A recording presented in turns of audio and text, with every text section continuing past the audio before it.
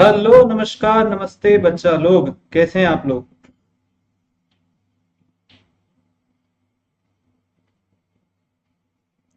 Hello and welcome to India's largest digital learning platform Unacademy. Hi, this is Shailesh Vaidya.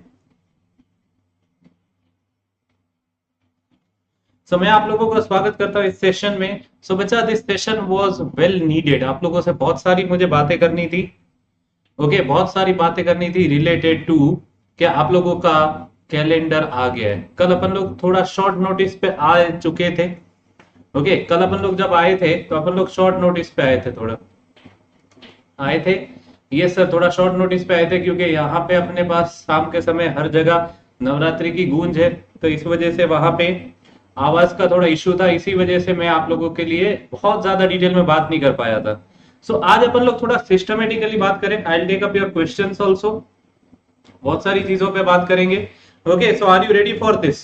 Are you ready बच्चा कि ये calendar का मायने क्या रखता है, ये कैलेंडर से अपन लोगों को क्या क्या चीजें समझनी है, क्या क्या सीखनी है।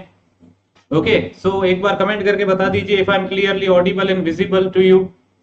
एक बार कमेंट करके बता दीजिए if I am clearly audible and visible to you. Okay okay, चलिए चलिए चलिए चलिए चलिए, आई थिंक मेरी आवाज आप लोगों को अच्छे से आ रही है। ओके, मैं आप लोगों की कमेंट्स थोड़ी देर बाद पढ़ूंगा। अगर आप लोगों की कमेंट्स है तो थोड़ी देर बाद पढ़ूंगा। सबसे पहले, कल ये एक नोटिस वायरल हो रहा है। अब बच्चा, ये नोटिस आप लोगों को समझना जरूरी है कि ये आ रहा है from the ministry of railways द्वारा।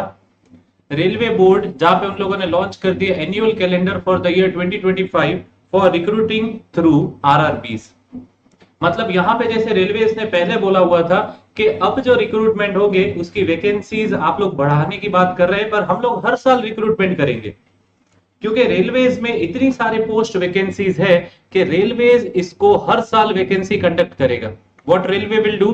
Sir, the railway will conduct the vacancies every year. क्या ये बात सबको समझ में आ रही है? ओके, क्या ये बात समझ में आ रही है? Railways will conduct the vacancies every year. Okay, well and good. तो यहां पे जैसे उन लोगों ने मेंशन किया that it has been decided with the approval of the board, CRB central recruiting board and CEO. देखो, आरआरबीज को भी ऑर्डर कौन देता है? सेंट्रल रिक्रूटमेंट बोर्ड उनको ऑर्डर देता है। आरआरबीज को भी ऑर्डर कौन देता है? सेंट्रल रिक्रूटमेंट बोर्ड उनको ये ऑर्डर देता है। आप लोग समझ पा रहे हैं इस बात को? ओके, तो यहां पे इनने ऐसा मेंशन किया that it has been decided with the approval of the board to follow the annual calendar for the year 2025 to be undertaken by RRBs, zonal railways and production units should access their vacancies as per the following schedule। मतलब सबसे पहले ये departmentally निकाला गया। Okay, यहाँ पे departmentally उन लोगों को अपने वैकेंसीज को एक्सेस करना है एंड देन आरआरबीज को डेटा सबमिट करना है। Okay, they need to submit the data to the required RRB. समझ में आया? उनको क्या करना है? आरआरबी को डेटा सबमिट करना है। First of all, is this point clear to you? ठीक है सर। तो यहाँ पे क्या क्या मेंशन है? Point number 1, sir, January to March के पीरियड में they will focus on ALP and vacancies जो एक्सेस करेंगे that will be up to 30 June 2026।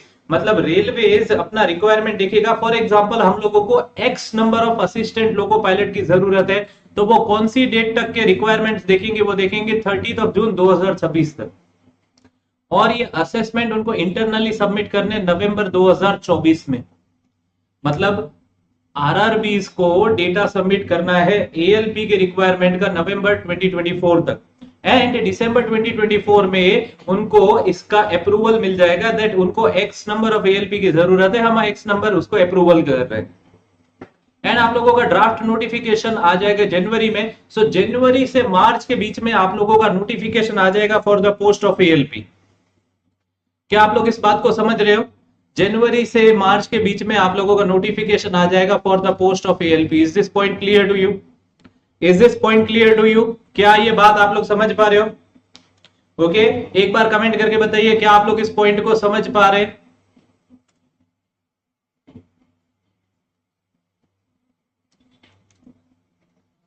Okay, I hope this point is pretty clear. Well and good.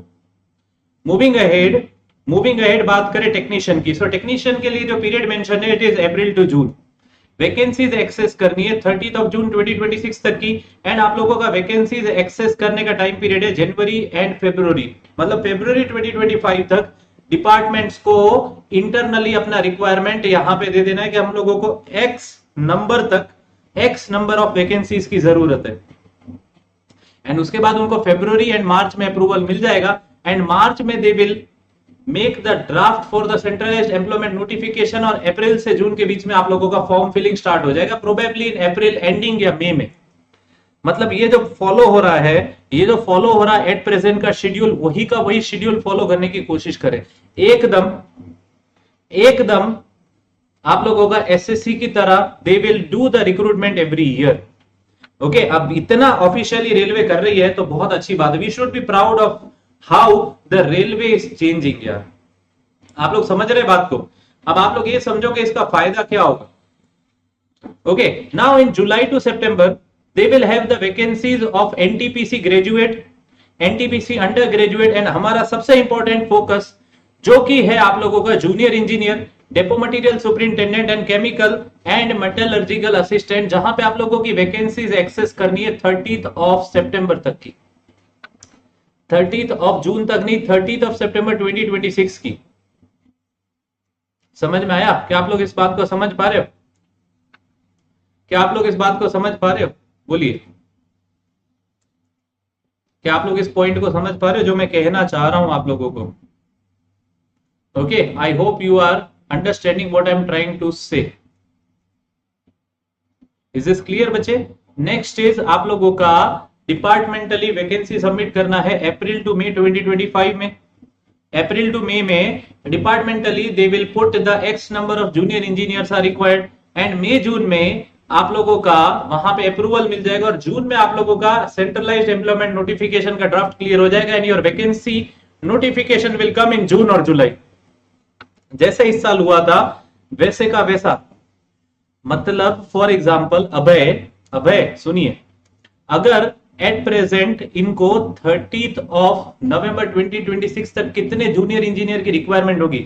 बच्चा, railways हमेशा अपने साल 2 साल 5 साल के काम को प्रोजेक्ट करते कि भाई हमको ये प्रोजेक्ट पूरा करना है, यहाँ पे हम लोगों को इलेक्ट्रिफिकेशन करना था, यहाँ पे अपन लोगों को नई रेलवे लाइंस पहुंचानी है, तो उसके लिए कितना मैन पावर की जरूरत पड़ेगी वो लोग एक्स्ट्रापोलेट करते, तो उसके हिसाब से उनको पता चलेगा कि उनको जूनियर इंजीनियर कितने चाहिए, तो 2025 के कैलेंडर में वो 2026 के 30 ऑफ सितंबर तक के रिक्वायर्ड इंजीनियर्स का नंबर ड्राफ्ट कर देंगे। क्या आप लोग समझ रहे हो? मतलब आप लोगों को इस साल जितनी वैकेंसीज देखने को मिली, अगर आप लोग लकी हो तो उसका 70 to 80% वैकेंसीज वापस देखने को मिल सकती है, हो सकता है वो नंबर ही देखने को वापस मिल जाए। समझ में आया? Because railways are at present moving towards modernisation. आप लोग समझ पा रहे हो? रेलवेज एट प्रेजेंट पूरा का पूरा मॉडर्नाइजेशन की तरफ जा रहे, they are undergoing a complete transition. हर चीज वहां पे मॉडर्नाइज हो रही है, पूरा का पूरा मॉडर्नाइजेशन हो रहा है। सिस्टमेटिकली बात करनी है, सिस्टमेटिकली ये चीज की बात करनी है आप लोगों से। देखो, मैं बहुत क्लियरली चीजों को समझाता हूं, समझ में आया? I hope you are getting this.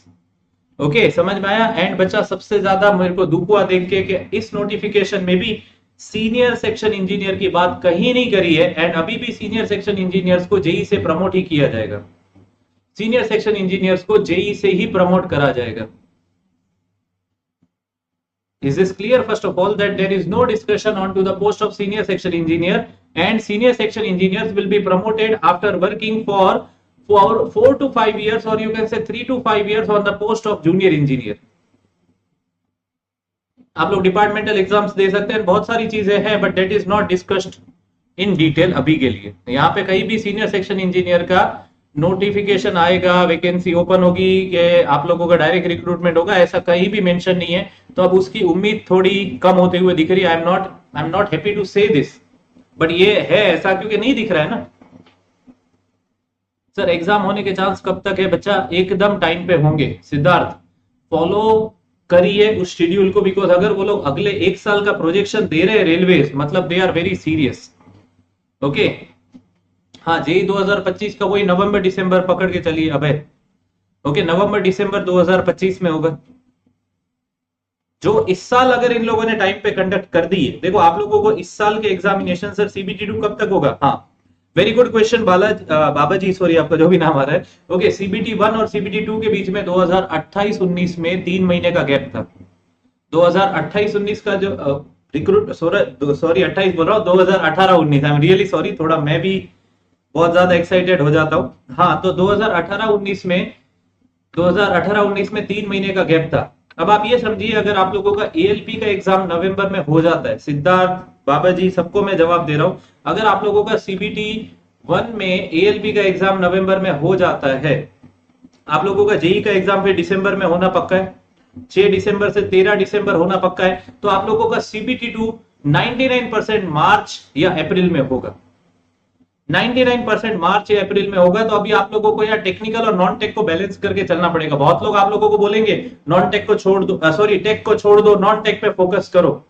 बच्चा फाइनल सिलेक्शन आप लोगों का टेक के ऊपर ही होने वाला है।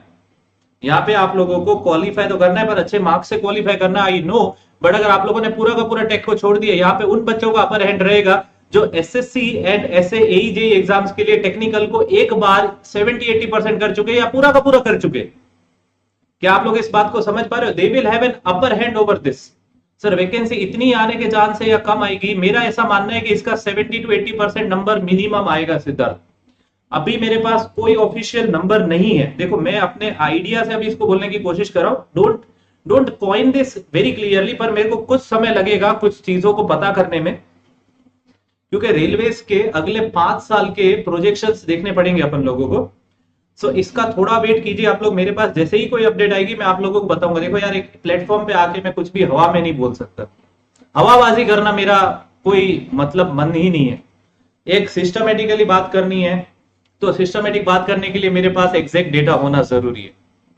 समझ में आया? सिस्टमेटिक डेटा होना जरूरी है। आप लोग इस बात को मानते हैं? सर सीबीटी 1 के मार्क्स से डिसाइड होता है कि हम किस डिपार्टमेंट, बच्चा आप लोगों को अपने पोस्ट प्रेफरेंस के हिसाब से उस डिपार्टमेंट का कट ऑफ क्लियर करना पड़ेगा। फॉर एग्जाम्पल, जैसे मैंने पहले में भरा था डीएमएस वाला पोस्ट मैंने भरा था, ओके, स्टोर्स वाला जो आप लोग बोलते हो, स्टोर्स वाला पोस्ट पर आप लोग डीएमएस मत बोलो, स्टोर्स वाला बोलिए, ठीक है। स्टोर सुपरवाइजर वाला भरा था। स्टोर सुपरवाइजर का फॉर एग्जांपल मैं गुजरात से हूं, मैंने आरआरबी अहमदाबाद से भरा है। सो आरआरबी अहमदाबाद में वहां पे उसके मार्क्स जा रहे 81। सो मेरे आए अगर 79, सुनो मेरी बात को, मेरे आए 79। अब स्टोर्स का जो कट ऑफ था वो 81 पे रुक गया, मेरे 71 आए, तो मैं मेरी पहली प्रेफरेंस की पोस्ट पे नहीं जा पा रहा हूं, फिर मैं सेकंड प्रेफरेंस पे जो आऊंगा। अब सेकंड प्रेफरेंस पे जो मैंने रखा है, जैसे सेकंड प्रेफरेंस पे मैंने वर्कशॉप रखा है, तो मैं फिर वर्कशॉप पे भर पाऊंगा। समझ में आया? मैं वर्कशॉप पे भर पाऊंगा। उसका कट ऑफ 77 गया तो मैं वहां एलिजिबल हूं। मतलब एग्जामिनेशन सीबीटी 2 का अलग अलग नहीं होगा, बट मैं उस पोस्ट पे सिलेक्ट उस प्रेफरेंस के हिसाब से होऊंगा। ये मैं इसके ऊपर अलग से एक वीडियो बनाऊंगा।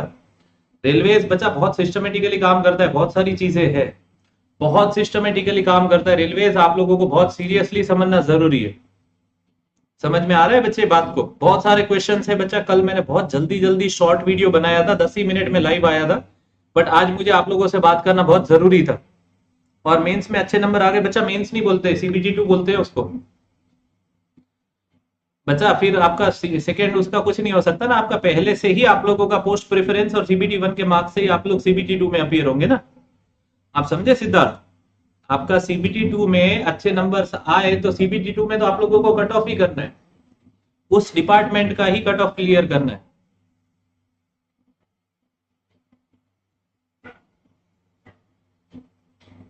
समझ में आया?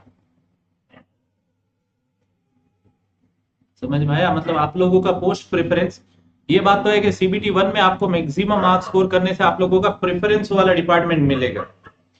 सीबीटी 1 में मैक्सिमम मार्क्स को टारगेट करने की वजह से आप लोगों का प्रेफरेंस वाला डिपार्टमेंट मिल जाएगा, वरना फिर ट्रैक मशीन मिलेगा। और ट्रैक मशीन वाले बच्चे है ना, बहुत बच्चे छोड़ देते हैं यार जॉब। मैं इस बात को बोलना नहीं चाहूंगा, बट ट्रैक मशीन में बच्चे टिकते नहीं है। सैलरी अच्छी खासी है, बट बच्चा वर्क प्रोफाइल इतना खराब है कि वहां पे आप लोग टिकते नहीं हो। ट्रैक मशीन में बच्चे टिकते नहीं है। मीन सीबीटी 1 बस कहने को क्वालिफाइड नेचर, बाकी जॉब किस डिपार्टमेंट मिलेगी बिल्कुल बिल्कुल उसके मार्क्स से। मतलब अगर आपके 81 क्रॉस कर गए सिद्धार्थ, तो आप अपनी पोस्ट प्रेफरेंस के हिसाब से पहले डिपार्टमेंट में एलिजिबल तो है ही, आपको बस अपना सेकंड सीबीटी 2 के उसके मार्क्स क्वालिफाई करने अच्छे से।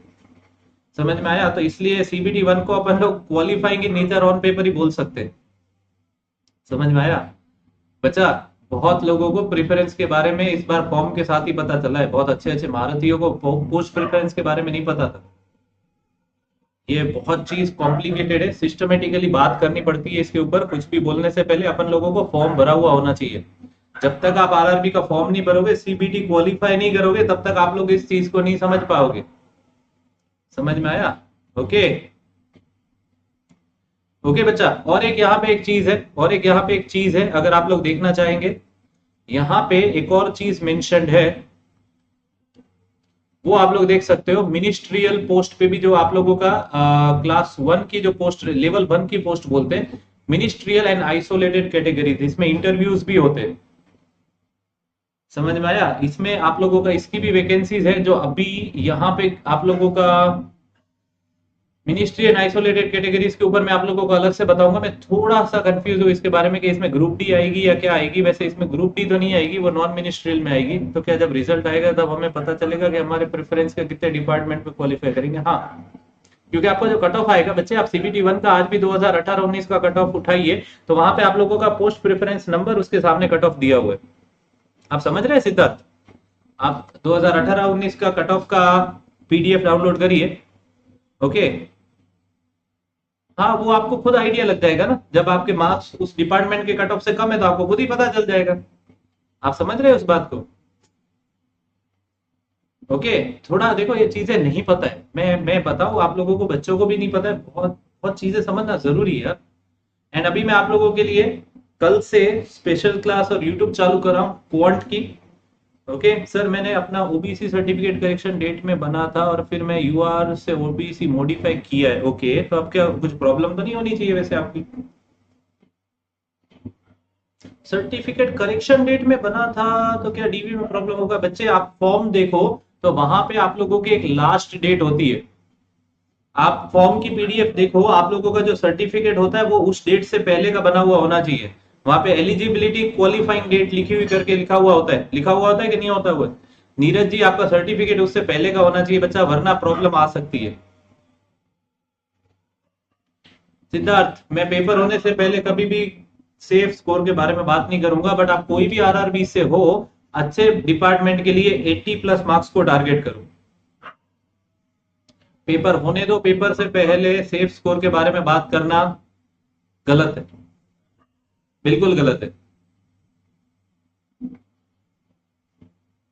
आप 80+ को टारगेट करके चलो, और 80+ कैसे लाने उसके भी मैंने आप लोगों को एक वीडियो बना के बताया हुआ है, इसी चैनल पे जाके देखिए। आप ऐसा सर्च करिए, how to score 80+ marks in RRB CBT 1 by Shailesh sir, आप लोगों को एक वीडियो मिलेगा कौन से सेक्शन में कितने मार्क्स लाने आपको एंड कौन से टॉपिक है। सर साइंस में न्यूमेरिकल ज्यादा आते हैं क्या? नहीं, वहां पे आप लोगों के वन लाइनर्स और वो सब ज्यादा रहेंगे। मैं एक बार डिटेल्ड डिस्कशन के ऊपर बात करूंगा कि कौन से टॉपिक करने हैं आप लोगों का। एंड मैं कुछ मैराथन्स भी प्लान आउट करूंगा आप लोगों के लिए, कुछ प्लान आउट करूंगा अभी। सिद्धार्थ, आप लोग ये चैनल्स और सबको ज्वाइन करिए, टेलीग्राम चैनल और ये सबको ज्वाइन कर सकते हैं आप लोग। ओके, टेलीग्राम चैनल्स और ये सबको ज्वाइन करके रह सकते हैं, यहाँ पे अपडेट आप लोगों को मिलता रहेगा। देखो यार, कहीं ना कहीं कनेक्ट तो करना पड़ेगा, ठीक है? ये वाले जो अपने पढ़ाई से रिलेटेड डाउट है वो आज नहीं, पढ़ाई से रिलेटेड डाउट जो है वो आज नहीं।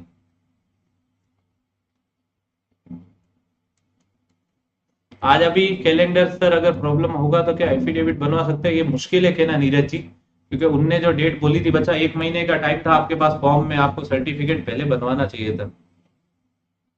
एक स्ट्रेटा दीजिए सर, एक स्ट्रेटा बेटा दीजिए। स्ट्रेटेजी कहना चाह रहे हैं?